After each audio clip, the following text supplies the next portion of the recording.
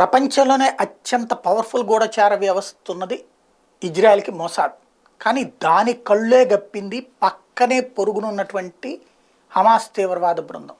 పాలస్తీనాలో ఇప్పుడు తవ్వే కొద్దీ గోతులు కాదు, తవ్వే కొద్దీ సొరంగాలు వస్తున్నాయి. నిన్ననే చూసుకున్నాం, దాదాపుగా ఒక ట్రైనే వెళ్ళగలిగినంత సొరంగం. వాస్తవంగా రోజు రోజుకి కనబడుతున్న సొరంగాలు చూస్తుంటే గాజా నగరం పైన కనపడింది కొంచెం, అడుగును కనబడుతోంది అతి పెద్దదైనటువంటి నగరం.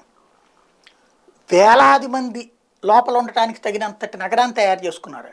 దీనికి ఎవరు పెట్టుబడి పెట్టారు, ఎంత పెట్టుబడి పెట్టారు? పక్కా కాంక్రీట్తో నిర్మించినటువంటి, పక్కా ఐరన్ అండ్ కాంక్రీట్తో నిర్మించినాయి. అదేదో ఊరికినే ఎలకల బొరియల్లా లేవు. వాటిట్లోనే ఆయుధాలు ఉన్నాయి, వాటిట్లో నుంచి ఎస్కేప్ మార్గాలు ఉన్నాయి. దాంట్లో అంతా ఒకటే రూట్లో లేదు, మధ్యలో నుంచి తప్పించుకోవడానికి బోలెడు మార్గాలు ఉన్నాయి.